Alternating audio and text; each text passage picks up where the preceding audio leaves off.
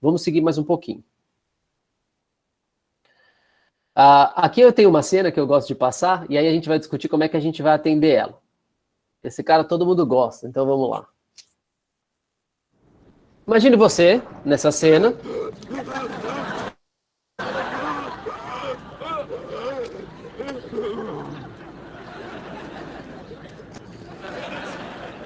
Aqui, a nossa pergunta, né, a primeira coisa que a gente vai perguntar é o que a gente deve fazer? Diferente do Mr. Bean, a gente não pode sair correndo da cena, né? A gente já aprendeu um pouquinho, e aí eu vou passar a sequência mostrando pro leigo e dou um pitaco ali, qual é a diferença pro profissional da saúde. Então eu vou pedir ajuda aqui da Ene, vou mostrar aqui para vocês como é que a gente vai fazer isso. Ô, Brunão, a pergunta está lançada para o pessoal escrever no chat, é isso?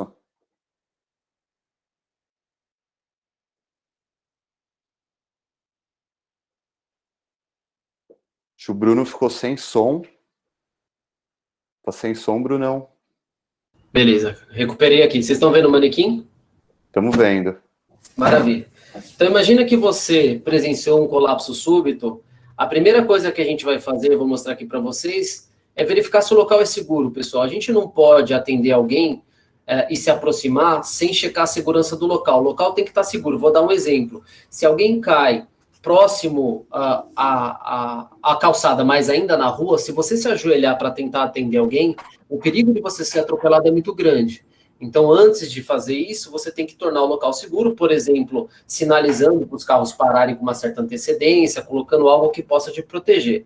Esse é um exemplo de tornar o local seguro se ele não for seguro. Se o local for seguro, a gente vai passar para o próximo passo. Então, o primeiro passo que a gente fala é tornar o local seguro, checar a segurança do local. O segundo passo é ver se o indivíduo está acordado ou desmaiado. Como é que a gente faz isso? Batendo nos ombros de forma vigorosa. Senhor, você está me ouvindo? Senhor, você pode me ouvir? Senhor? Acordado ou desmaiado? Desmaiado. Se ele está desmaiado, imediatamente você vai pegar o celular, ou, se você tiver alguém presente na cena, pedir para que essa pessoa, apontando para ela de maneira firme, falando, você liga para 192 e pede um desfibrilador externo automático. Porque muitos locais têm desfibrilador, e esse desfibrilador pode chegar mais rápido do que o desfibrilador que vai vir com o SAMU, que é o 92 que a gente ligou. Feito isso, a gente checa a respiração. Então, eu vou abrir a vestimenta da vítima e vocês devem fazer a mesma coisa se tiver com um casaco muito grosso. Você precisa conseguir observar o tórax. Eu vou olhar para esse tórax por até 10 segundos, não menos do que 5. Eu vou contar. 1, 2, 3, 4, 5, 6, 7, 8, 9, 10. Não vejo respiração, imediatamente eu vou começar as compressões.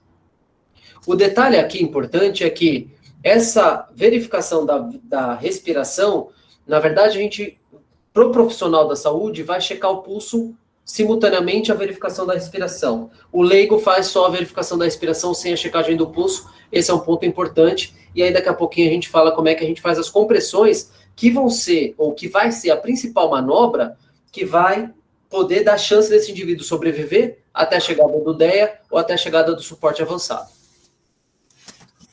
Brunão, acho que vale bastante a pena frisar que essa é uma forma bastante fácil de se lembrar, né? Então, de que a gente tem, então, na palma da mão, né, 5 passos para poder iniciar o atendimento de socorro da vítima. Né? E eu vou colocar eles aqui agora para você. Então, mostrei legal. Na prática, olha só ele aqui já na tela.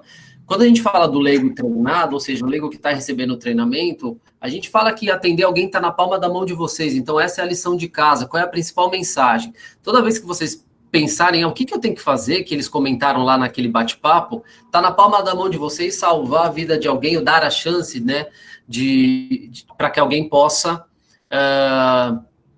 sobreviver de uma parada cardiorrespiratória. Então, o primeiro elo, o primeiro C que a gente chama, né, são 5 Cs, é garantir ou checar a segurança da cena. Vocês estão vendo aí na imagem. No segundo, é checar a responsividade, ou seja, bater nos ombros, como eu demonstrei para vocês, e ver se ela está acordada ou desmaiada. Uma vez que ela está inconsciente, a gente vai ligar para o 192, né? Gritar por ajuda. Se você estiver sozinho, você vai pôr o seu celular no Viva Voz para que o atendente do SAMU possa te ajudar a fazer esse atendimento. Se você tiver pessoas que estão presenciando a cena, você pede para alguém ligar para o 192. Verificar se tem a respiração, então checar a respiração. E na ausência da respiração, começar a fazer as compressões. Eu já vi aqui no site, a gente vai falar no chat, né? A gente vai falar aqui das compressões. A gente faz compressões sim, inicia as compressões. Porém, vocês vão ver que é uma manobra, ou vocês vão sentir quando fizerem um treinamento prático, que cansa. Fazer compressões é um procedimento que exige uma demanda física, exige um esforço físico. Então, é recomendado que a cada 2 minutos, ou até mesmo se você cansar antes, você troque com outra pessoa. E ali, naquela hora, você pode ensinar. Coloca a mão no centro do peito e faz as compressões onde eu estava fazendo, forte, rápido e sem parar. São 5 passos que a gente precisa lembrar. Vale colocar aqui na imagem, Rodrigo, a questão dos profissionais da saúde, que é praticamente a mesma coisa. Primeiro passo, garantir a segurança do local. O segundo passo, checar se a pessoa está acordada ou desmaiada. Aqui a gente tem um grite por ajuda, porque o profissional de saúde muitas vezes trabalha em ambiente com outros profissionais e ele pode trazer equipamentos necessários, né? Nesse momento, na sequência, ele vai checar se existe respiração e pulso simultaneamente, no mínimo 5 segundos, mas não mais do que 10. E na ausência de respiração e pulso, o profissional da saúde começa a fazer imediatamente a reanimação cardiopulmonar pelas compressões, até que o DEA seja disponível na cena, que é o 6º passo aqui do nosso fluxograma. Então, aqui ele resume o passo a passo de cada etapa, eu demonstrei, e aí eu vou mais uma vez passar um vídeo, porque eu acho que o vídeo nesse tipo de bate-papo, ele acaba passando uma mensagem que sintetiza a conversa. Então, imaginem que você está num clube, imaginem que você está no Parque do Ibirapuera, imaginem que você está... Tem gente até aqui da Austrália, que eu sei que está morando na Austrália, minha irmã está presente aqui. Então, imagine que você está num parque na Austrália, Carol, né, e que você presencia esse tipo de cena. Observem a sequência de ação, né, de como deve ocorrer o atendimento. Você vai aprender a usar o desfibrilador em caso de parada cardíaca.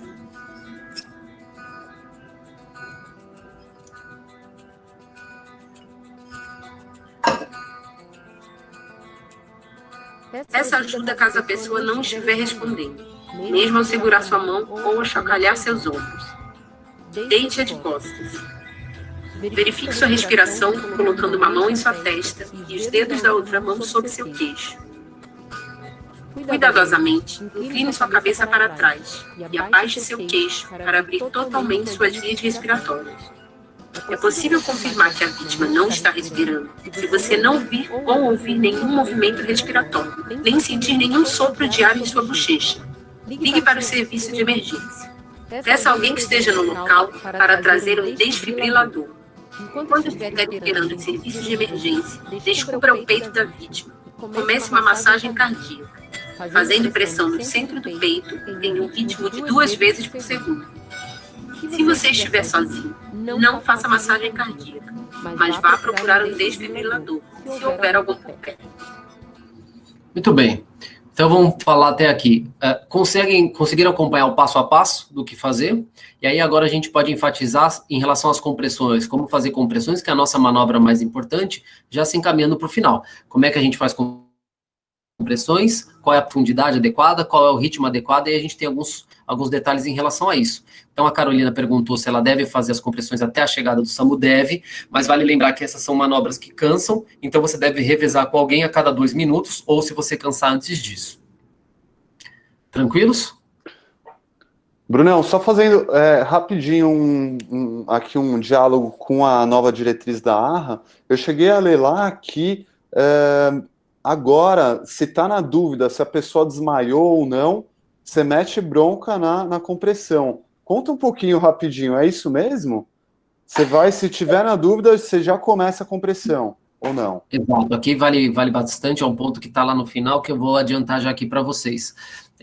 No socorrista leigo, você pode ter a dúvida se o indivíduo, não é se ele desmaiou ou não, mas se ele está respirando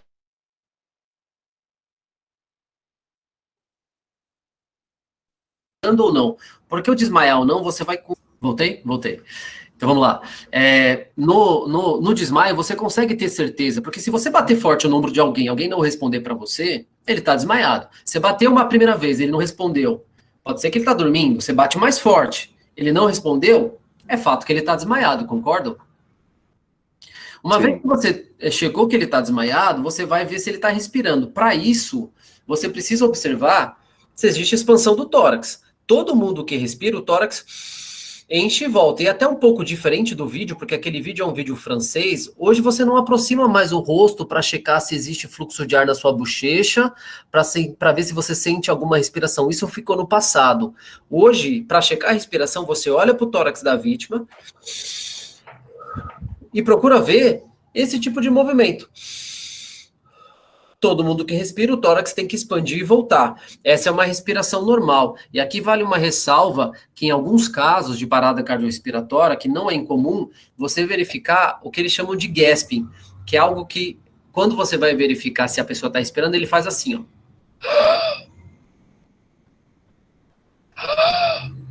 O gasping, ele não é uma respiração normal, significa que o indivíduo não está conseguindo respirar de fato e que você está presenciando uma parada cardiorrespiratória.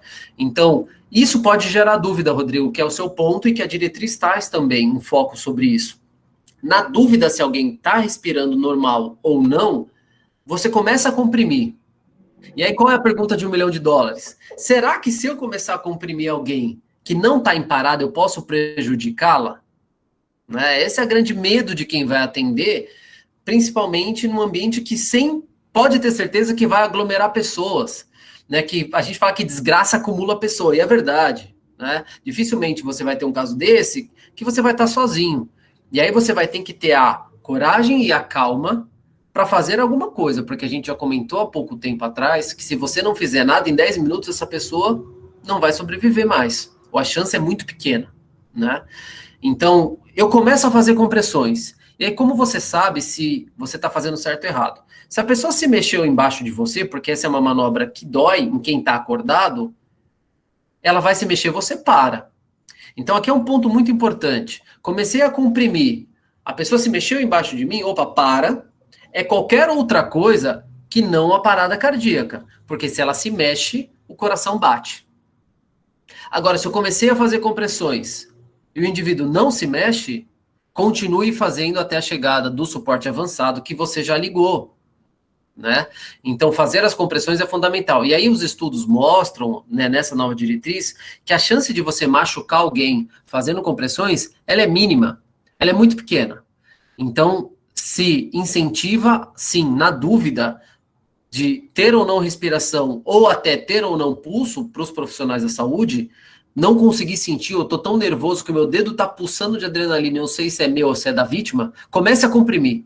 Se ela se mexer, você para. Se ela esboçar sinais vitais, você para. Do contrário, continue a fazer as manobras de ressuscitação, que é principalmente a questão das compressões, né, porque isso pode fazer com que o indivíduo tenha chance de sobrevivência.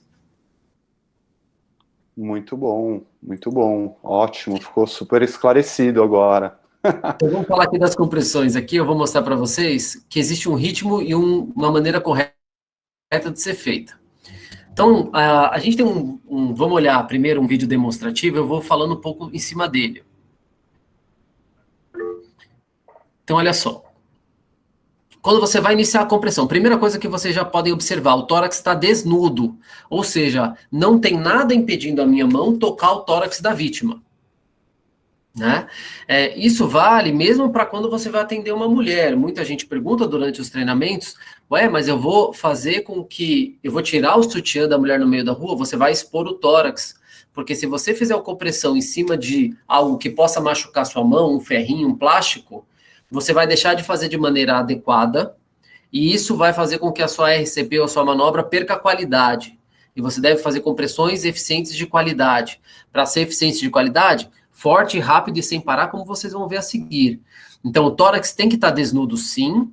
Isso está em diretriz. Então, se alguém lá na frente quiser, inclusive, olha, expôs, você fazendo o que está na diretriz e não inventando nada, você está seguro, né?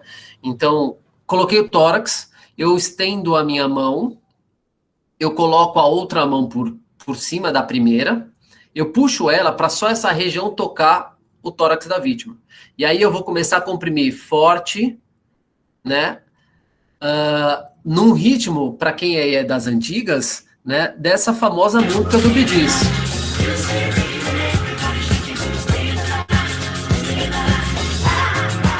Observa no refrão que o ritmo das compressões casam exatamente com o ritmo da batida da música. É claro que a gente não espera que vocês cantem ou dancem durante a reanimação, né? Mas a gente sabe que às vezes você tem um ritmo aqui na memória, ajuda muito a fazer da forma correta. Então esse é um primeiro exemplo, que vale bastante a pena.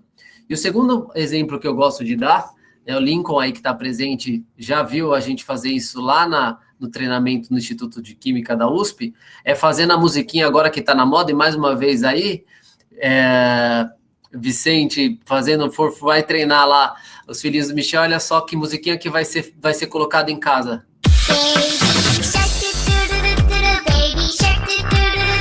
Hoje quem tem filho, hoje quem tem sobrinho, quem tem neto, essa música é universal. Mas olha o ritmo e olha as compressões acontecendo.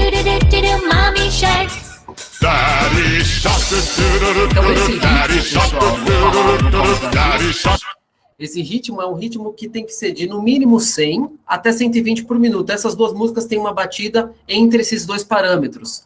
E olha como o tórax afunda. Quanto o tórax tem que reduzir? No mínimo 5 centímetros. Tá? No mínimo 5 centímetros é o parâmetro do forte. O rápido é mais de 100 até 120, obedecendo uma dessas duas músicas ou outras que vocês possam achar que tenham essa batida, essa frequência. Né, tá aí 2 bons exemplos, e a profundidade deve ser de no mínimo 5 centímetros. Observa que toda vez que comprime o tórax, esse tórax tem que retornar à posição original para o coração encher de sangue de novo e você ejetar. O coração enche e você ejeta, e a função das compressões é exatamente essa, fazer o papel de bomba que o coração não está conseguindo fazer. Brunão, o Lincoln fez uma pergunta aqui, se você puder esclarecer, ele está perguntando, se estiver sozinho, né, o que ele deve priorizar? Buscar um DEA ou realizar as compressões? Então, na verdade é o seguinte, uma vez que você detectou que o indivíduo não responde para você e está desmaiado, você vai ligar para o 192 com seu próprio celular, né? E aí o 192 traz o DEA para você. Você vai pedir para alguém próximo, né, para que ele possa buscar o DEA. Se você não tiver essa pessoa, o 192 vai trazer. Então, o vídeo falou sobre isso, né, de você ir buscar o DEA se estiver sozinho, mas a verdade é que hoje, colocando o celular no Viva Voz e todo mundo está sempre com o celular no bolso, você não sai para fazer isso. Você começa o atendimento, é mais importante você começar o atendimento, fazer esse fluxo sanguíneo circular, para que a pessoa tenha mais chance de sobrevivência. Muito bom. E até avisando o pessoal, a gente está se encaminhando para, né, eu acho que os 10, 15 minutos finais, talvez, do nosso encontro, né, para todo mundo poder jantar depois com calma. Então, aguardem um pouquinho mais.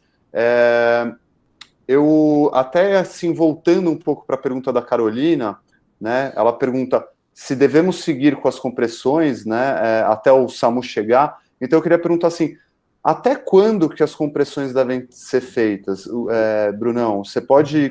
Quais são as condições em que ela deve ocorrer? Perfeito, Rodrigo. Olha só, vou mostrar aqui para vocês. Já separei esse slide, que também é uma pergunta muito frequente, né? Então, até quando a gente faz?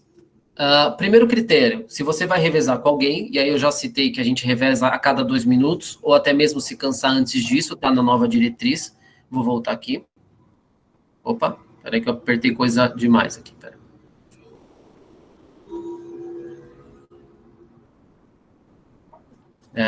Deixa eu voltar aqui, dá só um minutinho.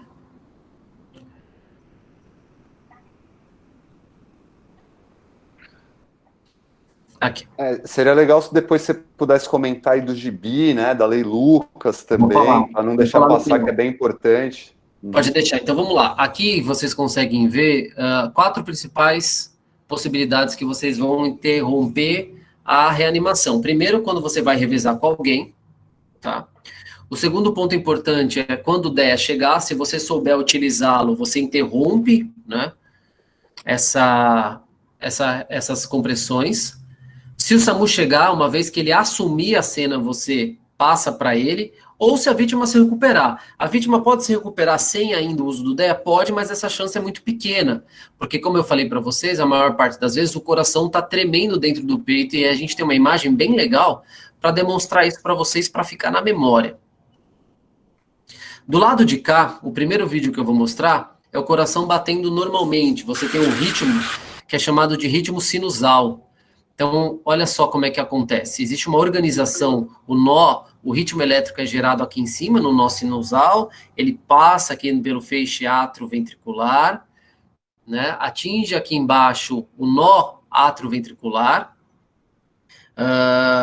desce aqui embaixo pelo feixe, agora sim, pelo feixe atrioventricular, e desce aqui embaixo pelo feixe, sendo distribuído aqui embaixo nas fibras de Purkinje. Isso aqui é muito técnico, mas o que é importante, vocês perceberem, até aqui no eletrocardiograma, que existe um ritmo organizado acontecendo.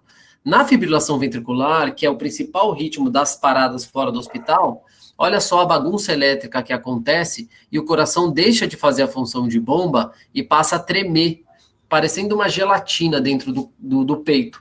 Se ele não está conseguindo mais fazer o papel da bomba, ele não consegue mais fazer com que o sangue circule pelo corpo. Colocado isso, qual é a maneira de tirar o coração desse estado? Usando o DEA, usando o desfibrilador, que é o nosso próximo e último vídeo que eu vou mostrar para vocês. O desfibrilador ele é feito para ser utilizado por qualquer pessoa, né? Desde o leigo até o profissional da saúde. Ele é diferente daquele que tem dentro do hospital, que só o médico usa. Esse desfibrilador é utilizado por qualquer pessoa que já tenha passado por um treinamento, porque a grande verdade é que você pega, liga e segue as orientações e eu vou mostrar para vocês no vídeo a seguir.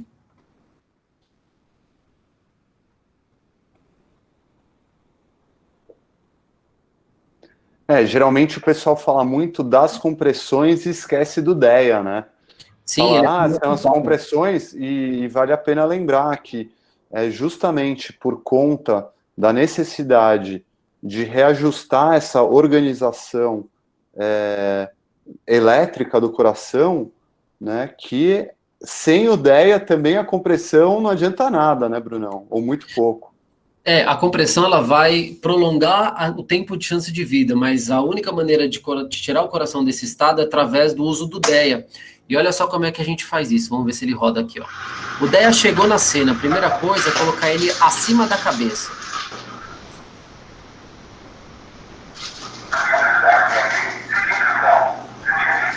Apertou o botão de liga, ele começa a falar com você.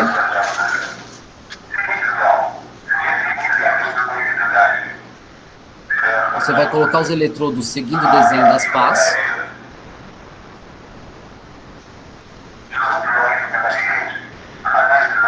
Afasta todo mundo, todos se afastem, não toquem na vítima. Nesse momento ele está lendo se precisa de um choque ou não.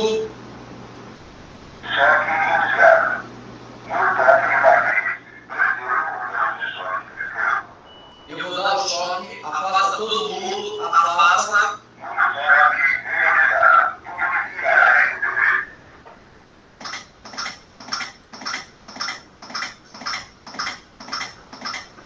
Depois do choque, você volta a fazer as compressões que a gente já discutiu como é que a gente faz. Então, o desfibrilador, ele tem um papel fundamental na sobrevivência, e aí, mas eu leigo vou usar? Se você tiver treinamento para tal, você pode usar, mas se não, quem vai trazer esse desfibrilador até você é o SAMU, né? É o SAMU que vai trazer e os profissionais do suporte avançado vão fazer uso desse equipamento. Vale destacar, Rodrigo, que existe uma lei, né, em alguns estados, no município de São Paulo existe uma lei própria, que é a 14.621, que obriga locais de grande circulação, né, a ter um DEA e pessoas treinadas. Geralmente a gente não vê, mas o shopping center que você frequenta, o hipermercado grande que você frequenta, estádios de futebol, grandes hotéis, existem esses equipamentos que ficam guardados geralmente com a brigada, porque o equipamento desse varia de 8 a 15, 16, até 20 mil reais. Então, esses locais têm, por isso, quando você pede ajuda, você pede também para trazer um DEA se tiver na proximidade, porque esse DEA pode chegar, e quanto mais rápido ele chegar, maior a chance de sobrevivência. Brunão, você, antes da minha pergunta, aliás, tem a pergunta da Ariane, ela queria saber aqui ainda em relação a compressões, para profissionais da saúde, em que momento que você realiza a abertura das vias aéreas? Então, Se antes das compressões ou depois das compressões? excelente em que momento pergunta, que acontece isso? Excelente pergunta. O vídeo mostrou isso, mas hoje não é uma preocupação se você está fazendo atendimento sozinho. Se você tiver um segundo socorrista presente na cena, essa abertura das vias aéreas, que é feita com uma mão na testa e 2 dedos debaixo do queixo, para facilitar a passagem do ar, tornar a via aérea pérvia, é o termo, ela é feita pelo outro socorrista que está ali na cena e não por você que está comprimindo. Então, se você está fazendo o atendimento sozinho, foque em fazer compressões de qualidade, forte, rápido, sem parar e permitindo o retorno total do tórax. Se você tem outros socorristas na cena, esse segundo socorrista pode sim fazer a abertura das vias aéreas. Muito bom. Rodrigão, eu vou... De nada, Ariane, imagina, vou fechar não, mas vou colocar assim mais 3 mensagens que eu gostaria de colocar antes da gente encerrar, tá? Vamos lá. A primeira delas é mostrar que esse tipo de treinamento, né, ele tem um impacto bastante importante quando ele é feito mesmo para indivíduos leigos. Então, olha, nesse caso aqui, a gente tem um estudo que foi feito com os funcionários do metrô. Então, desde 2008, a gente tem, na verdade, o INCOR tem treinado os funcionários do metrô já há muitos anos, e foi publicado um estudo mostrando que esses funcionários, agentes de estação, seguranças que ficam na plataforma, até então, são leigos, não tem nenhum conhecimento, a maioria deles, né, de formação da área da saúde. Todos eles passaram por um treinamento mais detalhado do que essa conversa que a gente está tendo, lá no INCOR, e esses funcionários aprenderam a fazer os procedimentos de reanimação e a usar um DEA. E será que isso, de fato, impactou na vida ou na sobrevivência das paradas cardíacas que aconteceram no metrô durante um período de análise desse estudo? E olha que bacana, esse é o nosso maior estudo que a gente tem relacionado a acesso público de desfibrilação no país. Então, a gente teve, no ano de 2006 a 2012, em 6 anos de acompanhamento, 102 casos.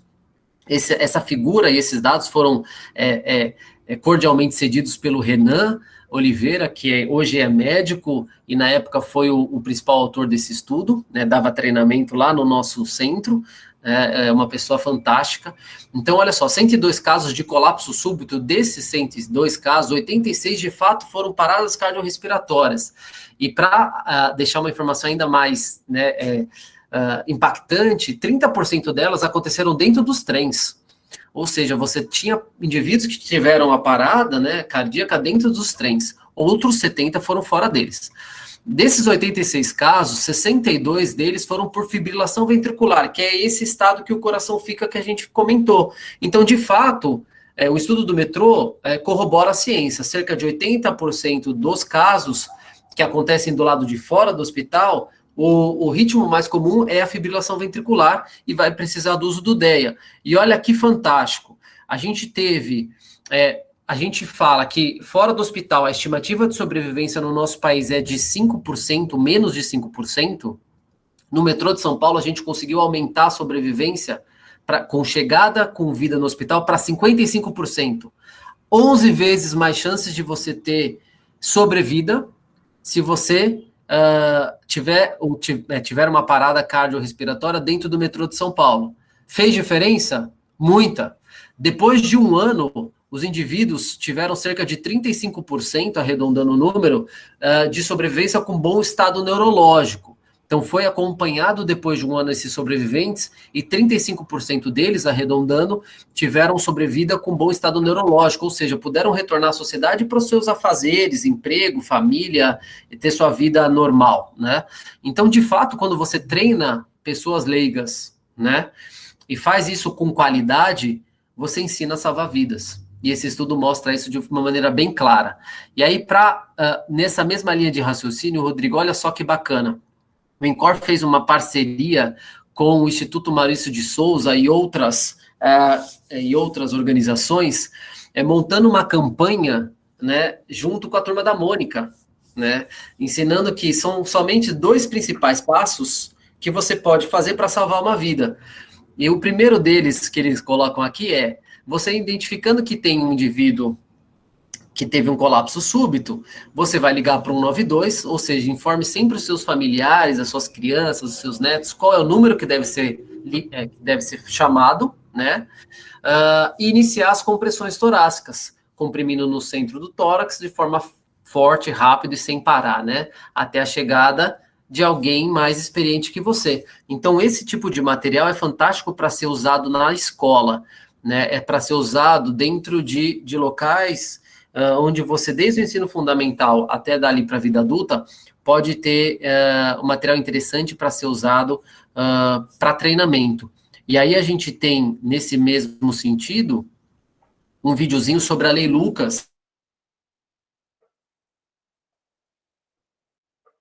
contando o caso de uma mãe, aí eu trouxe um vídeo para exemplificar, para a gente já encerrar aqui para os finalmente, né, fechar o nosso bate-papo, mas mostrar como é importante, né, esse tipo de treinamento, mesmo dentro desses ambientes de ensino, que deve começar por aí. A educação muda o mundo.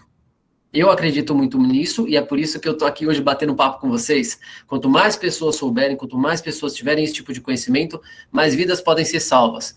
E olha a história dessa mãe, que foi aqui, deu origem à Lei Lucas.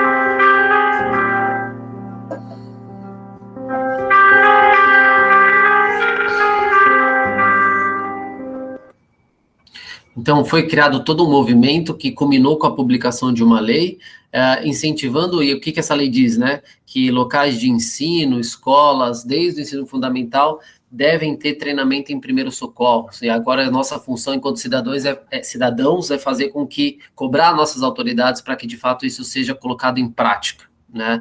Então, é uma mensagem extremamente importante, já fazendo a conexão com campanhas como o INCOR fez em parceria com o Instituto Maurício de Souza e outros órgãos, né, tentando simplificar ao máximo e tornar esse treinamento lúdico, tornar esse treinamento aprazível para aqueles que que passam por ele, né? Muito bom, Brunão. Rodrigo, para quem ficou até aqui, eu quero só deixar os 5 pontos, os 3 principais pontos da atualização que foi prometido aí na nossa live. Então, essa fala é para os nossos profissionais de saúde presentes, mas de uma maneira bem simplista, eu já deixei a informação bem resumida.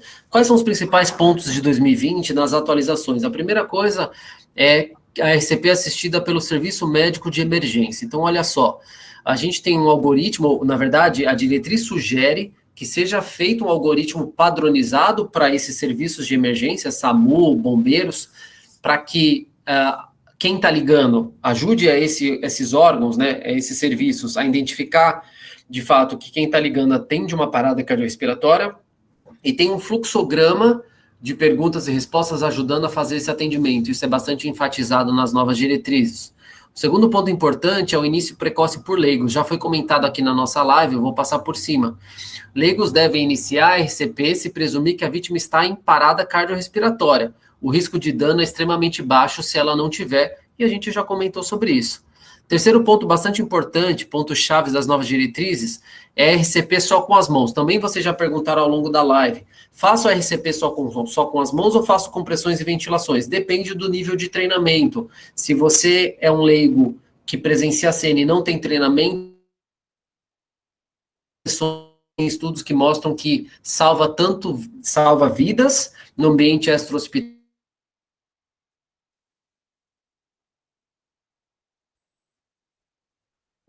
Faça compressões e ventilações com um dispositivo de barreira.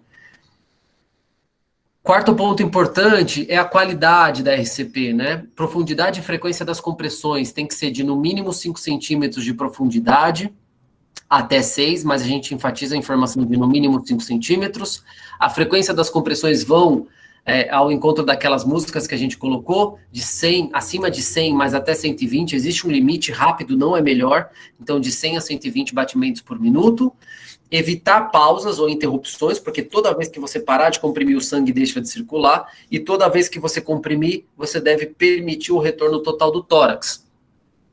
Ainda sobre o ponto da RCP de qualidade, é preciso medir para melhorar. É cada vez mais incentivado que dispositivos de feedback, né, que são dispositivos que conseguem fazer a leitura de como está sendo o desempenho da sua RCP, sejam utilizados tanto em treinamento quanto durante a reanimação em tempo real. Esses dispositivos estão cada vez mais sendo frequentes, utilizados e surgidos e fomentados pelas indústrias para que isso seja, de fato, implementado durante a reanimação cardiopulmonar.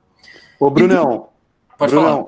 Só em relação a esse ponto, queria só chamar a atenção que quando eu, recentemente, fui fazer a minha certificação como socorrista pela ARRA, eu tomei conhecimento, inclusive, de um aparelho que tem sido colocado na própria vítima. Exato. Né? Isso Exato. no ambiente, creio eu, que intra-hospitalar, porque ele já tem disponível, porque gera já um feedback automático, né? Não no boneco, na N, né? Mas na própria vítima. Isso eu também não tinha esse conhecimento. Alguns alunos que estão aqui presentes utilizaram o desfibrilador de treinamento lá na nossa Escola de Educação Física da USP, e o próprio desfibrilador consegue fazer a leitura, né?